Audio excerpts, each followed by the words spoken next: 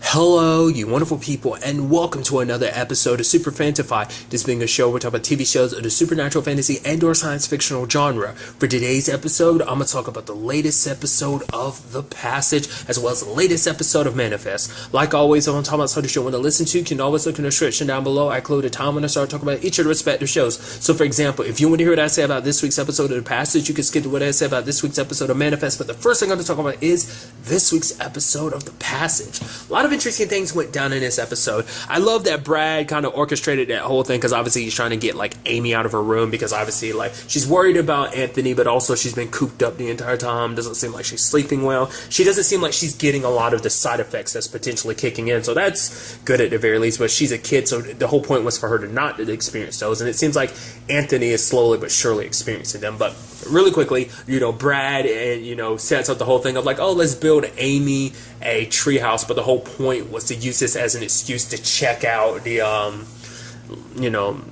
Project Noah and its fullty and seeing like what's beyond it to kind of get the lay of the lands in the situation. I do love that we end up finding out that Amy's actually afraid of heights because I love the whole thing of like it's like Brad's like, oh yeah, draw more stuff on the treehouse, and she just draws a whole bunch of flames.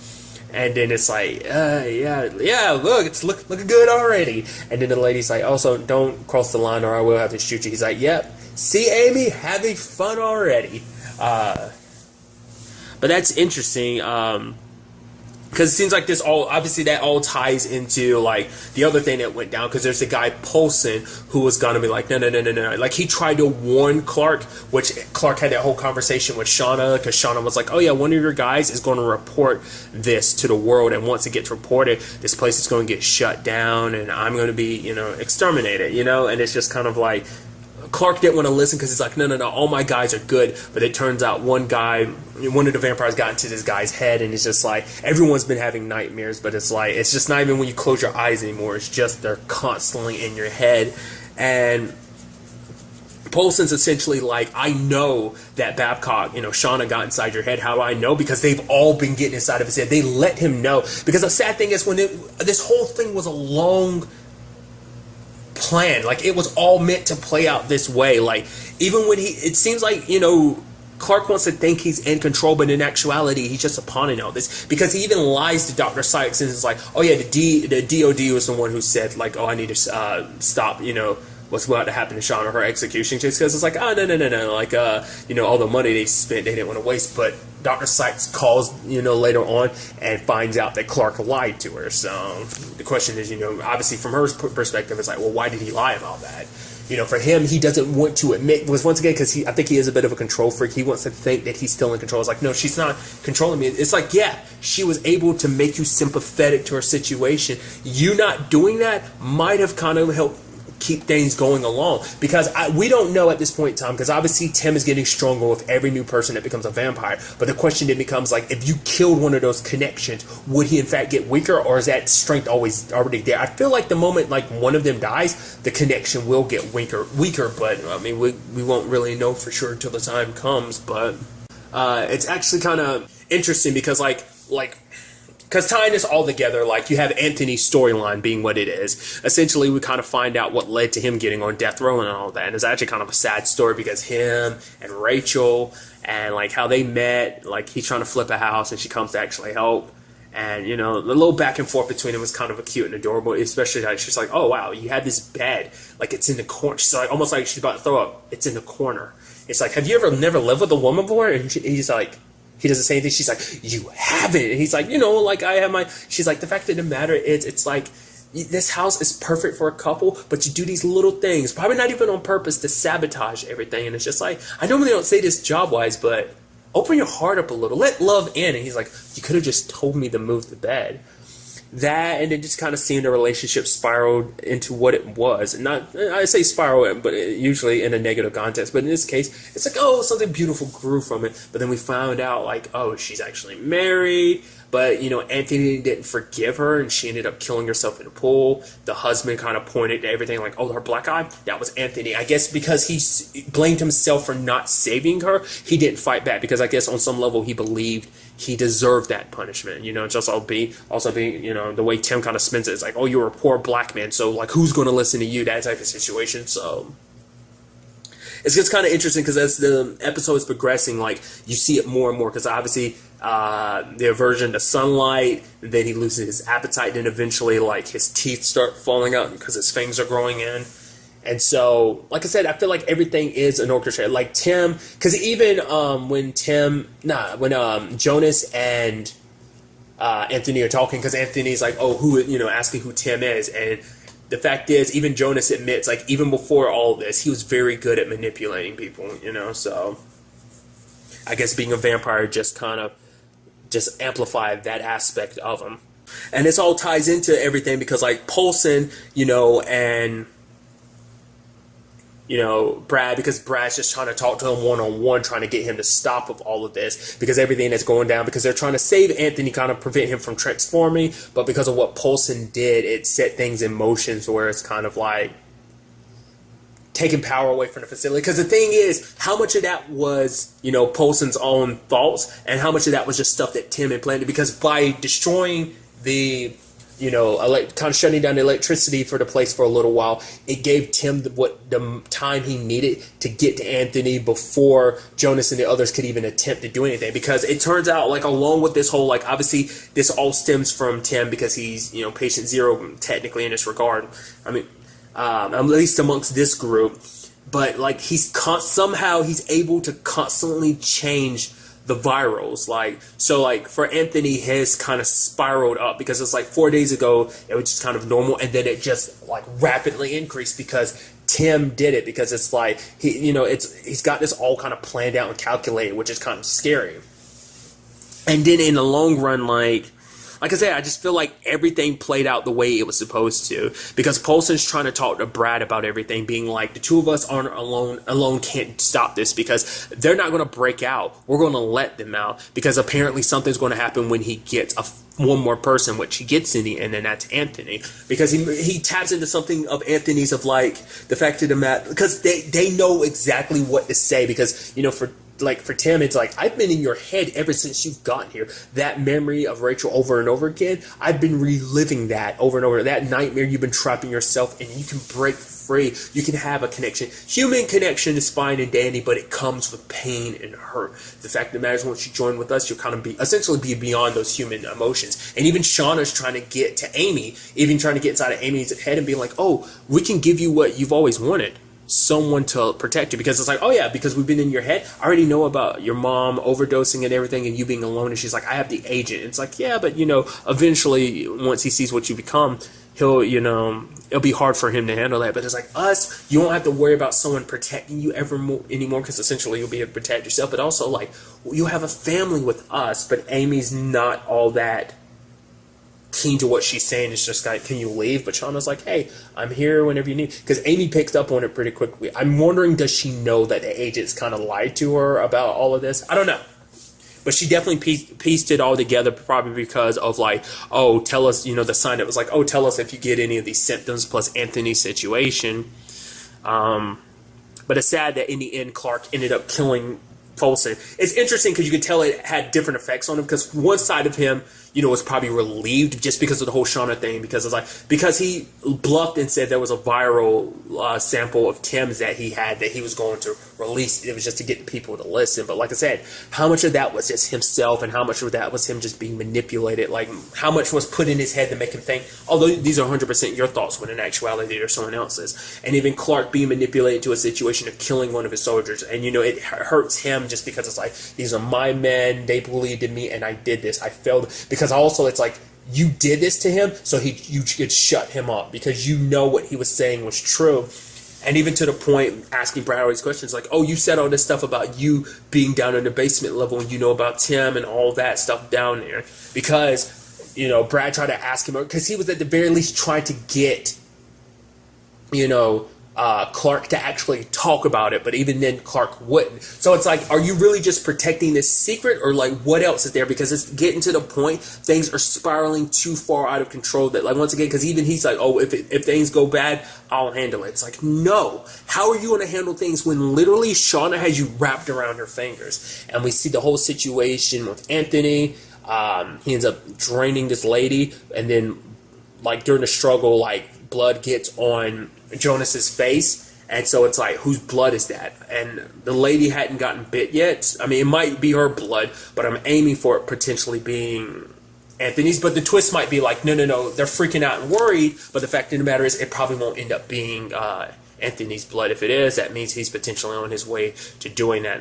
You know, might be experiencing the whole situation firsthand. But this is definitely the episode where we see like Amy is definitely picking up into it, because like when they were running for the gunshots, you know, Brad was like, Amy, stay behind me, but she ran so much further ahead. It's like, yeah, like it's kicking in for her. Like the benefits kind of kick in quickly, but we don't know about her situation, whether it's going to fully slide in that direction, because it's supposed to not happen because she's a kid. But as we've, you know, it got explained in this episode, he's modifying the virals every time. So I thought Anthony might be the last one, but like sitting here, but it, like the way they're pushing for Amy makes me think like she in herself is in fact the last one. But if things go a certain way, Jonah might actually be Jonas. I said Jonah. Is it Jonah or Jonas? I'm already blanking. Would potentially be the last one. That depends on how they end up playing this all out. I'm very interested to see what the next episode has in store for all of this. I'm almost forgetting the other big thing too, like Sierra, because correction, Tracy Kellington's character's name is Sierra, not Sarah.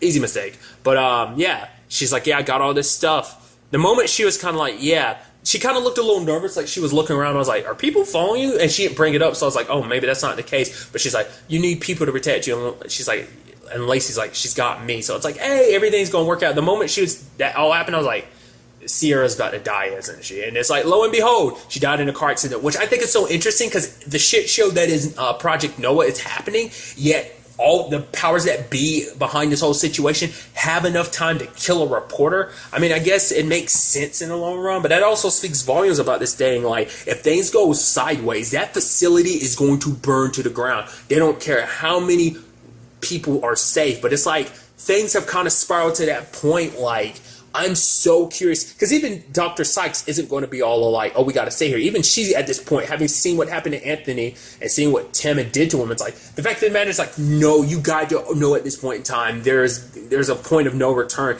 And I'm curious to see, are we going to see Clark kind of like shift into like protector just because of Shauna? Like, I'm so curious about that. And also what's going to happen with Amy and Brad. Like, is she going to bring up the questions of like, she probably might tell them like, yo, that lady Shauna got in my head. The fact of the matter is, like, because the connection's already there, because it's like, not only could they speak inside each other's head, but she knew who Shauna was without Shauna introducing herself. So things are just not going great on all fronts. So I'm very, very curious to see how things end up playing out in this regard. Like, currently, Amy is kind of pushing back, but to be fair, like the one that came to her is Shauna. I feel like Tim is the biggest manipulator. I think because he was so busy dealing with Anthony, he himself hasn't had a chance to go to her yet. Like, I guess he's waiting for Shauna, or at the very least, he's trying to get Shauna to do it. I guess because like Shauna's a woman, so maybe like there'll be a little more reciprocation. Like,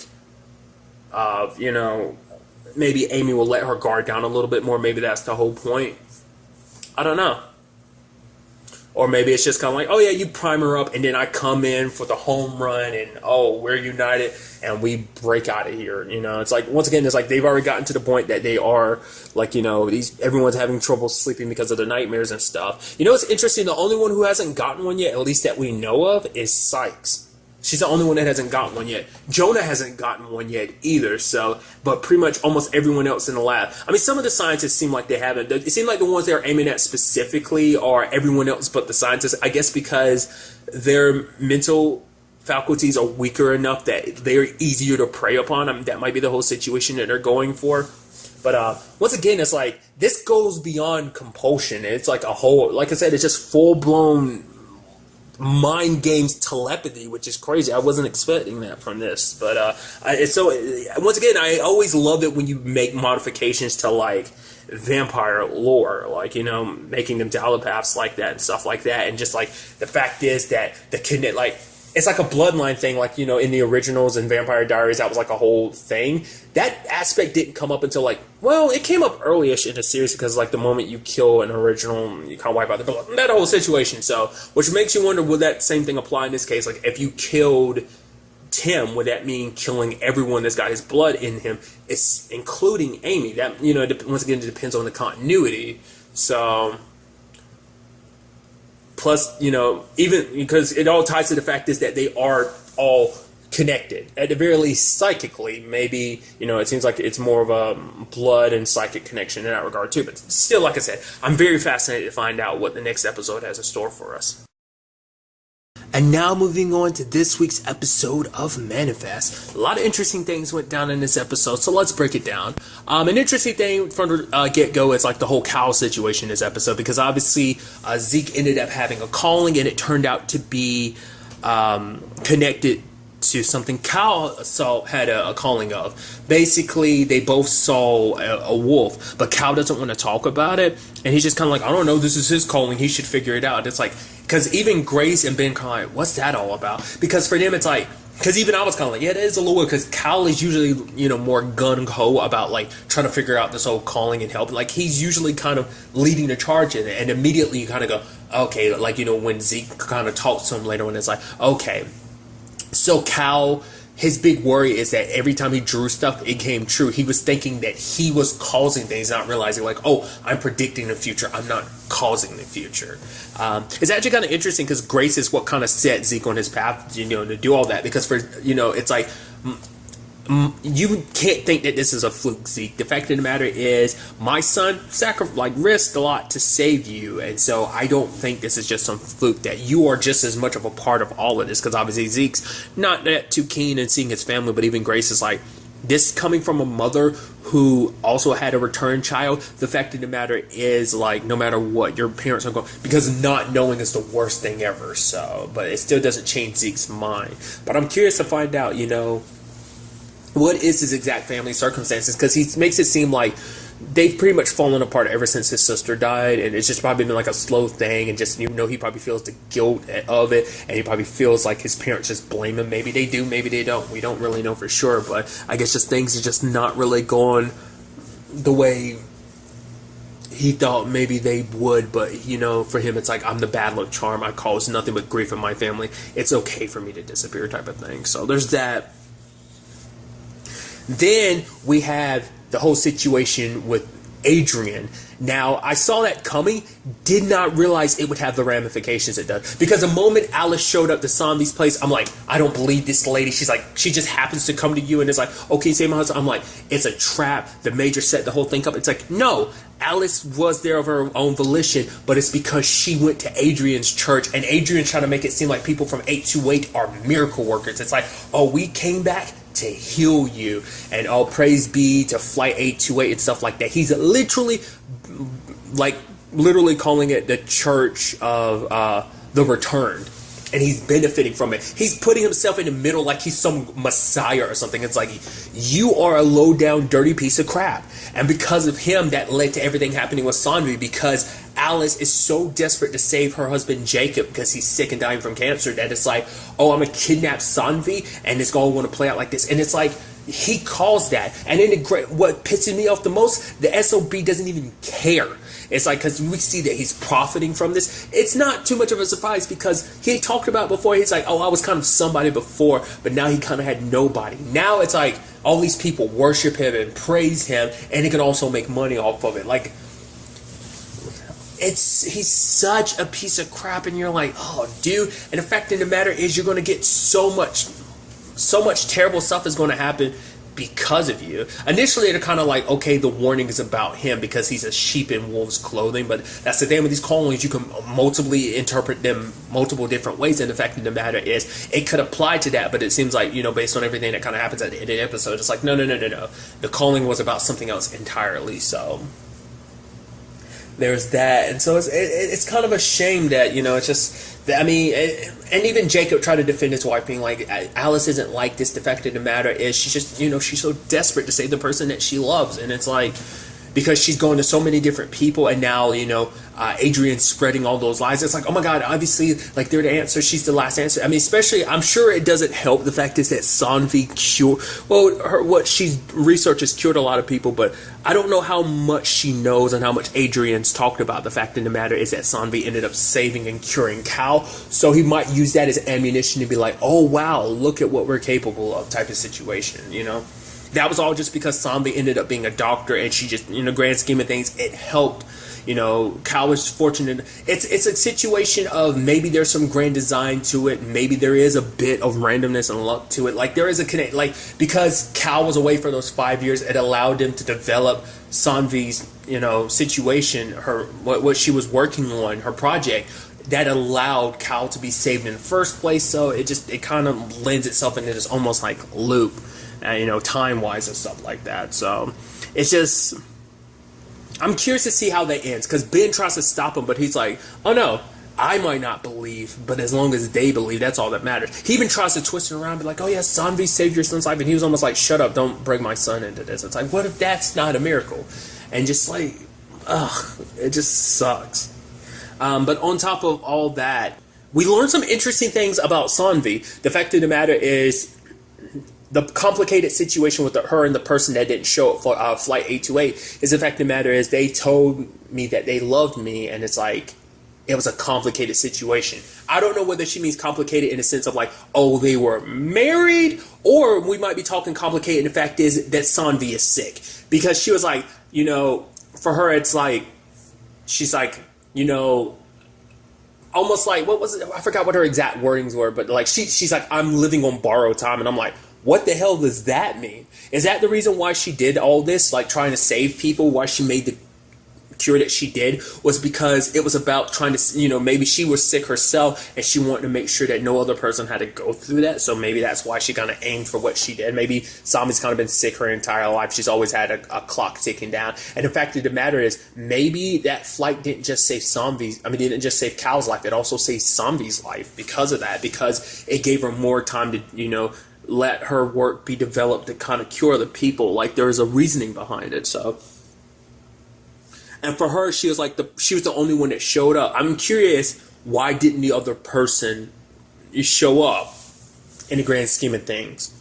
Was it just because it was too hard? Did things just like not work out? Was it just kind of like fate, where it's supposed to be like only Sanvi's supposed to get up there? Because we see her kind of breaking down in the episode. Now, is that just because it's like, man, I wasn't able to save this, to save Jacob, he's still in his situation? Was it just a trauma of being like kidnapped and held like that? Her life being threatened. It's like, if you don't cure my husband, if he dies, I'm gonna kill you. It's like, geez, dude. Or is it just also because confronting that ultimate, kind of confronting the fact is like, I'm gonna die soon? It could be some of that, all of that. It's hard to say in that regard. But that was just kind of interesting learning that about Sanvi. Like, it didn't directly say that, but the fact of the matter is that she said what she said, like, on borrowed time, and like, I don't want to die either. When Jacob's like, I don't want to die yet, and she's like, me neither. It's like, yep, she's got to be sick. We don't know what exactly she has, but I'm sure it's going to be something similar to what Cal has. So, well, all these other people too, some form of cancer in some shape or form. Cancer fucking sucks. I think we can all agree on that, at the very least. So, wasn't the only thing that went down this episode. We also had the drama, the Lourdes drama. It's like, geez, that turned nasty. Just because Lourdes showed up and confronted Michaela, because she already had an idea, like, there's a sixth sense to that, and it turns into a blowout. Lourdes is like, the fact of the matter is, he slept with you. You weren't just some like random fling. You were together before. The fact of the matter is, it makes me feel like the other woman. And Michaela's like, I didn't mean it for that. It didn't mean it. It's just kind of like, you should be together. It's like, the fact of the matter is, our relationship is over. Like, you broke that. You broke us. And the fact is, it's like, Michaela even trying to like turning it around a little bit, and it's like, the fact of the matter is, like, he's the man that I like. For me, like a month ago, he was going to propose to me and everything, but then have Lourdes being like, well, why didn't you just tell me before? And she's like, I was trying to protect you. It's like, well, how good is that working out? All you had to do was tell me from the beginning, like, but it's like, at the same time, it's like, well, Lourdes, you felt guilty about it, because notice how you didn't show up, to see me when I return, it's like, well, yes, because I've been literally feeling guilty the entire time. Not only am I with the man that my best friend loved and was going to get engaged to, but it's also the fact of the matter is there's, she's always been self-conscious, knowing that maybe there's a part of Jarrett that will love Michaela more than he loved Lourdes ever. And it turns out, in the grand scheme of things, the moment Michaela came back into his life, like, he kind of ended up showing his true colors of just like his love for Michaela never went away, and it outshines his love for Lourdes, which is kind of sad. It's just, she's just kind of, it's sad, because it's a messy love triangle where everyone's trying to protect everyone's feelings, and it's just like when you try to protect people's feelings in a situation like that, all you do is end up making it so that everyone gets hurt. Because not only is Jarrett and Lourdes' like marriage over, also the fact of the matter is that's Michaela's best friend, and it's like that relationship is ruined now because of that. Lourdes is moving out, and even Jarrett's like, we should have just told her the truth from the beginning. The fact of the matter is, it's like, lies just create more problems, and it's like we should have just told her the truth from the beginning. But even Jarrett trying to put a spin to it, like, hey, at the very least, even though things kind of suck as they are, the fact of the matter is, maybe this is how things were always meant to be, so that me and you could start over. And Michaela's like, I feel the same way you do. I love you too. But the fact of the matter is, Lourdes just left, and it's just too much. It's just kind of like, because it leaves her, because anytime she's with Jarrett, all she's going to remember is, I stole her. Like, no matter what happened between me and Jarrett all those years ago, we weren't together. He was with Lourdes, and I ruined their relationship. Because it's not like, no matter how he feels about me, Lourdes loved him, and I did this behind her back. I didn't just straight up tell her, hey, I love Jarrett. Like, if I told, but Michaela didn't want to, be the wrecking ball from the very beginning. So that's why she told Lourdes, like, no, it's like, because I think ultimately maybe she was scared to find out, like, maybe Jarrett didn't feel the same way about her, so that's why she was kind of her love. Because it took her dad kind of pointing it out to be like, no, he still loves you. The fact is, could always tell, and, Michaela being possibly afraid of that, like maybe he does feel the same way, but he's with my friend, so there's a complicated thing. Or maybe it's just, maybe he doesn't feel that way about me. Either way, it made her, lie. So it's definitely going to be interesting to see where that whole situation goes. It's interesting, too, because when it's all said and done, it turns out the wolf isn't the only thing that popped up in Cal's vision. It was also Michaela, which makes sense because the door he opened, Zeke, ended up being Michaela, and it seems like they're kind of tied together in some shape or form. So, I don't know. The thing is, obviously, all of it's kind of a metaphor, so I'm assuming it's supposed to be like, oh, the Major comes to her, but it doesn't seem like the Major's all that concerned, so it's like, could that wolf be like Lourdes coming after her? I don't think so. It doesn't seem like Lourdes is type, so it's like, what is that all about? Could it be something connected to, like, the people who are anti, 828 people? There's a guy that is taken out of the van. He's been in there for a while, and it's just like, oh, he's a what? Like, oh, apparently he's not dead. Also, interesting enough, that's the actor who played Uncle Pete. Isn't that his name? I'm blanking. From Ozark. I don't know whether that was just in Michaela's head or whether he was really alive. I want to say he was really alive, but like even like the cop lady that was there was like, oh yeah, it's been so long that the body probably won't be recognizable. Like he's been underwater the entire time, so not unless he only just passed out or something, he just managed to stay above the water. Because it wasn't completely submerged inside the truck, but maybe that just had something to do with it being kind of pulled out. But it wasn't the whole thing like there was like $75 million in that or something like that. Like it was like a bank robbery or something like that. So it's like, who is this guy? What's that whole situation all about? What's also interesting too is that the Major is pretty smart about certain things because she realizes like Cal might be the Holy Grail, and it's like, oh, everything is going down. Ben, he's a man desperate for answers to find out what's happening to his son. The fact of the matter is, like, all we have to do is wait. We won't make a move until we're 100% sure that Cal is the Holy Grail. What's also interesting, too, because it's like, she's pretty smart, too, because it seems like she's able to kind of piece this all together to be like, oh, yeah, like, it seems like she won't be just some regular foe. She seems like she's kind of top of the food chain with all of this and everything, so it's kind of interesting in that regard. but it also seems like it is military purposes. As I pretty much figured, like having the capabilities of being able to, I guess, also like foresee the future, but also like have this connection that everyone could potentially sense. Because that was the whole point of trying to test it, because they were trying to see like, oh, like if one person gets, a calling that, the shock, will it go to other people? And it does. So it's like that way you can get everyone in a unit literally in the same mind space to kind of be focused on the same target, see what they need to see, know what they need to know type of situation. From the very beginning, I was like, yeah, that's most likely how this is going to be utilized. And it turns out that's how she wants to utilize this, to weaponize it in that regard. So the guy she was talking to seems like he's a little antsy, like, oh, let's just get Ben now. But she's like, we'll take our time.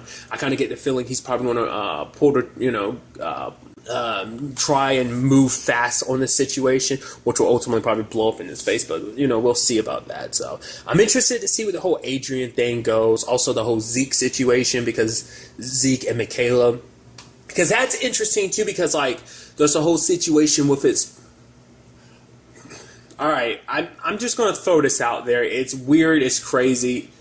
I won't. It's something stupid. I'll go ahead and tell you my stupid thought. There was some part of my brain that's like, you don't think it's going to be some twist where it's like Michaela is actually Zeke's sister. She never died. It was like a fake death situation. It's like is Michaela actually adopted, but they never told her or something like that? But like, Zeke's sister was old enough for it to be a situation like I feel like you would remember something like that. That was just something that was kind of crazy in the back of my mind, because it's all about the symbol that they saw in the rocks, like last episode, Zeke and Michaela ended up being, about Geminis, the twins, and that ended up being about potentially Olive and Cal, but we'll kind of have to see about that.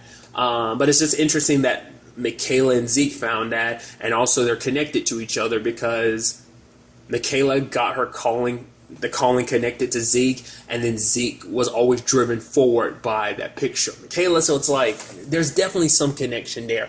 What exactly, we don't know. Also, once again, it's like Zeke ended up getting the calling. Granted, he didn't get all of it, but once again, it's interpretation and stuff like that. Cal has the strongest connection, so he saw the entire big picture. And that's also another thing too, is like, what role does Zeke play in this, considering the fact is he wasn't part of 828, but now he ended up time traveling a year into the future, and and it was in a different location, but it was a cave instead of the plane. So it's like where this all is heading, I have no idea, but I'm very interested to see what the next episode has in store for us with all of this. But really, that's all I want to talk about. Till the next time we meet, be happy, be safe, live life to the fullest, and enjoy it. Good day and goodbye.